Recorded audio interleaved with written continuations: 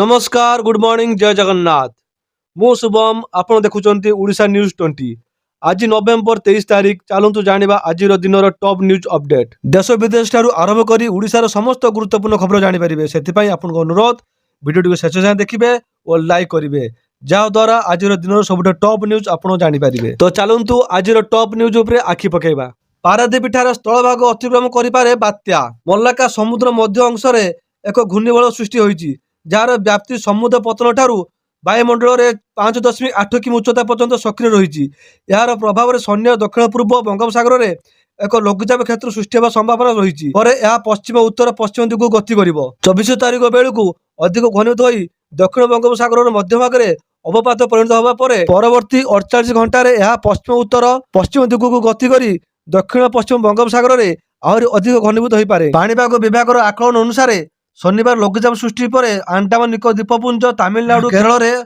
प्रबल अति प्रबल वर्षा संभावना रही किंतु पाणीपाग विशेषज्ञ प्रोफेसर सुरेंद्रनाथ पशुपालक विभिन्न मॉड्यूल तर्जमा कर अति भीषण बात्या रूप नवा आशंका रही विवाद यूट्यूबर रूपा और पिंटू खाली खबर हेले आज सकाळ सबकिछि डिलीट सूचना अनुसार काली खबर प्रसारण पर सकाळ सकाळ सब वीडियो डिलीट तेबे चर्चा को आसिले फेमस यूट्यूब रूपा और पिंटू तेबे चर्चा को आसिले फेमस यूट्यूबर रूपा पिंटू और हापी तेबे हाँ बंधुगण रोजगार करने कौ लोक केते प्रकार वृत्ति आपणे थाए जेथुरु किछि पैसा रोजगार करें तेबे वर्तमान समय सोशल मीडिया प्लाटफर्म एक रोजगार प्लाटफर्म पलटि गलानी जोठारे कि लोक मैंने अन्य को निज वीडियो द्वारा किछि ना किछि बाट द्वारा सोशल मीडिया इनकम पंथा पाई पारुछंती तेबे सेहीपरि ओडिशार घरे घरे सुपरिचित यूट्यूबर रूपा पिंटू बा कियो न जाने समस्त रूपा पिंटू को यूट्यूब चैनल को जानिया सह तांको भौणी अरुण सुना एक्सप्रेस चैनल और पिंटू को साथी काम करी रहुतबा हापी मध्य नुआ ऑलवेज हैप्पी चैनल नामक यूट्यूब चैनल रही तेबे एही रूपा पिंटू पिंटू को भौणी और हापी मध्य किछि दिन कलह लागि रही जणे निज चैनल मध्य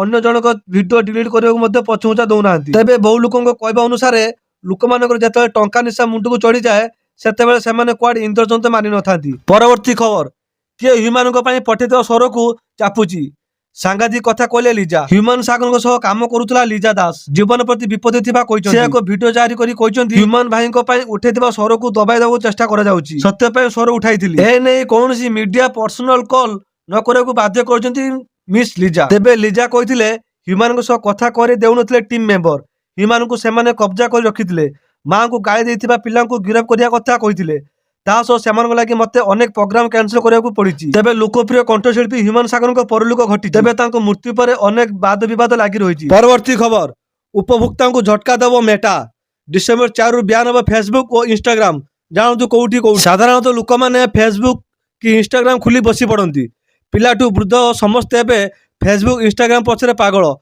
परिस्थिति एमिति जे सोशल मीडिया बिना बचा कष्टकर हो गलानी तेबे ऑस्ट्रेलिया सरकार निष्पत्ति एक बड़ घोषणा करिसेंती तेबे ऑस्ट्रेलिया सरकार संपत्ति एक बड़ घोषणा करछन 16 वर्ष कम बयस शिशु मानक फेसबुक और इंस्टाग्राम अकाउंट 4 डिसेंबर रु हटि दिया जो बोली सीधा सड़क निर्देश देछि मेटा एही प्रतिबंधक डिसेंबर 10 रु कार्यकारी हबो यहा सहित ऑस्ट्रेलिया विश्वर प्रथम देश हबो जोठारे किशोर मानक सोशल मीडिया व्यवहार करिवारु निषेध करा जायछि 4 डिसेंबर ठारू नुआ अंडर 16 अकाउंट गुड़िक ब्लॉक कर वर्तमान अकाउंट गुड़िक एक्सेस बातिल कर 10 डिसेंबर सुधा समस्त अंडर 16 अकाउंट हटि दिया। परवर्ती खबर ओडिशा देखिबो अमित शाह और नवीन पट्टनायक लड़ई किए मारिबो बाजी अमित शाह ना नवीन पट्टनायक आसंता वर्ष हेबाको जाउची इलेक्शन बदली जिबाको जाउचंती नेता गठन हेबाको जाउची एक नूतन सरकार एथिपई सबुआडे माहौल गरम पदवी उपर निजर अख्तियार रखिबार प्रयास रे एबेटो लागि पड़चंती सबु दल आसंता वर्ष हेबाकुथिबा निर्वाचन केउ मोड़ नेब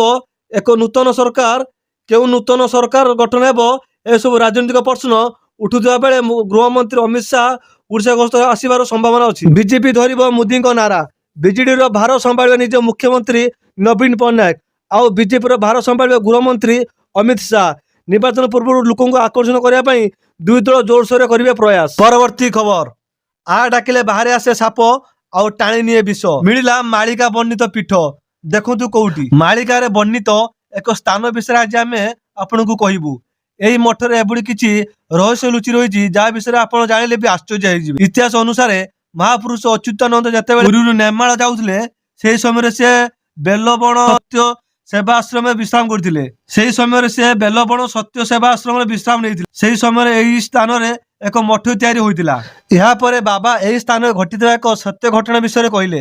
ସେ କହିଲେ କି ଥରେ ଗୋଟିଏ ବ୍ୟକ୍ତିକୁ ଗୋଟିଏ ସାପ ଚୋଟ ମାରିଥିଲା। ସେ ବ୍ୟକ୍ତିର ଘର ଲୋକମାନେ ତାକୁ ମୃତ ଅବସ୍ଥାରେ ତାକୁ ଏହି ଆଶ୍ରମ ନେଇ ଆସିଥିଲେ। ସେମାନେ ସେହି ସମୟରେ ଆଶ୍ରମରେ ଯେଉଁ ବାବା ଥିଲେ ତାଙ୍କ ପାଖକୁ ଆସିଲେ। ଏହାପରେ ବାବା ଯେଉଁ ଚମତ୍କାର କରିଲେ ତା ବିଷୟରେ ଶୁଣିଲେ ଆପଣ ଆଶ୍ଚର୍ଯ୍ୟ ହୋଇଯିବେ। ବାବା ବ୍ରହ୍ମ ମୁହୂର୍ତ୍ତ ସମୟରେ ଡାକିଲେ ଆ ଆ। ଏହାପରେ ସାମ୍ନାରେ ଏକ ବିଲ ଭିତରେ ଗୋଟିଏ ସାପ ଆସିଲା ଓ ମୃତ ଅବସ୍ଥାରେ ଯେଉଁ ଲୋକଟି ବାବାଙ୍କ ପାଖରେ ପଡ଼ିଥିଲା ତା ଶରୀରରୁ ସାପ ବିଷ ଶୋଷଣ କରିନେଲା, ଯାହାକୁ ଦେଖି ସେଠି ଥିବା ସବୁ ଲୋକମାନେ ଆଚମ୍ବିତ ହୋଇଗଲେ। ସେହି ସମୟରେ ସେହି ବ୍ୟକ୍ତିର ଚେତା ଫେରିଆସିଲା। ବାବା ଜଣଙ୍କୁ ଆଗକୁ କହିଲେ କି ଏହି ଆଶ୍ରମର ଚାରିଦିଗରେ ସାପ ଅଛନ୍ତି।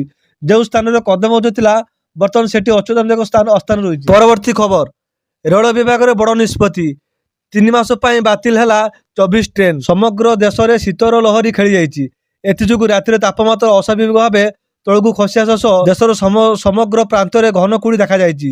କୁହୁଡ଼ି ପ୍ରଭାବରେ ପ୍ରାୟ ଦେଶର ସମସ୍ତ ଅଞ୍ଚଳ ଜନଜୀବନ ଅସ୍ତବ୍ୟସ୍ତ ହୋଇପଡ଼ିଛି। ସମଗ୍ର ଭାରତରେ ବାୟୁ ସୂଚକ ନିମ୍ନରେ ପହଞ୍ଚିବା ସହ ପରିବେଶରେ ଘନ କୁହୁଡ଼ି ପରିଲକ୍ଷିତ ହେଉଛି। ଭାରତୀୟ ରେଲୱେ ଚଳିତ ବର୍ଷ ଡିସେମ୍ବର 1 ତାରିଖରୁ 2026 ମସିହା ଫେବୃଆରୀ 28 ତାରିଖ ଯାଏଁ ଅନେକ ଟ୍ରେନ୍ ଚଳାଚଳ ବାତିଲ କରିଦେଇଛନ୍ତି। ପରବର୍ତ୍ତୀ ଖବର, କାର୍ଯ୍ୟକାରୀ ହେଲା 4 ନ୍ୟୁ ଲେବର କୋଡ୍ସ।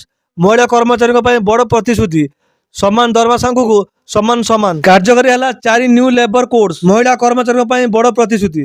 ସମାନ ସମାନ ଦରମା ସାଙ୍ଗକୁ ସମାନ ସମାନ ଡ୍ୟୁଟି। ସାରା ଦେଶରେ ଲାଗୁ ହେଲା ସଂଶୋଧିତ ଶ୍ରମ ଆଇନ କୋଡ୍। ଶୁକ୍ରବାର ଏନେଇ ଘୋଷଣା କରିଛନ୍ତି କେନ୍ଦ୍ର ସରକାର। ଶ୍ରମ ଏବଂ ନିଯୁକ୍ତି ମନ୍ତ୍ରଣାଳୟ ଏକ ଘୋଷଣା କରି କହିଛନ୍ତି ଯେ ଭାରତ ସରକାର ନଭେମ୍ବର 21 ତାରିଖରୁ 29ଟି ପ୍ରଚଳିତ ଶ୍ରମ ଆଇନକୁ ଯୁକ୍ତିଯୁକ୍ତ କରିଛନ୍ତି। ପରବର୍ତ୍ତୀ ଖବର, 3 ଭଉଣୀଙ୍କୁ ଏକା ସାଙ୍ଗରେ ଦୁଷ୍କର୍ମ। ସମ୍ପୂର୍ଣ୍ଣ ଘଟଣା ଜାଣି ଆପଣଙ୍କ ରକ୍ତ ଗରମ ହୋଇଯିବ। 3 ଜଣ ନାବାଳିକାଙ୍କୁ ଗଣ ଦୁଷ୍କର୍ମ। ଯାତ୍ରା ଦେଖି ଫେରୁଥିବା ବେଳେ ନାବାଳିକାଙ୍କୁ ଦୁଷ୍କର୍ମ କରିଥିଲେ ଦୁର୍ବୃତ୍ତ। 3 ଜଣ ନାବାଳିକାଙ୍କୁ ଦୁଷ୍କର୍ମ କରିଲେ 5 ଜଣ ଦୁର୍ବୃତ୍ତ। ଏପଟେ ଗାଁରେ ଚାଲିଥିବା ଯାତ୍ରା ଆଉ ସେପଟେ ଚାଲିଥିବା ଦୁଷ୍କର୍ମ। ଆଉ ଜଣଙ୍କ ପରେ ଜଣ କରିଚାଲିଥିଲେ ଦୁଷ୍କର୍ମ। ହଁ ଦର୍ଶକ ବନ୍ଧୁ, ଅଧ ରାତିରେ ନାବାଳିକାଙ୍କୁ ଯାତ୍ରା ଦେଖିବା ପଡ଼ିଲା ମହଙ୍ଗା। ଅନ୍ଧାର ରାତିରେ ମୌକା ପାଇ ଦୁର୍ବୃତ୍ତମାନେ ଫାଇଦା ଉଠାଇଥିଲେ।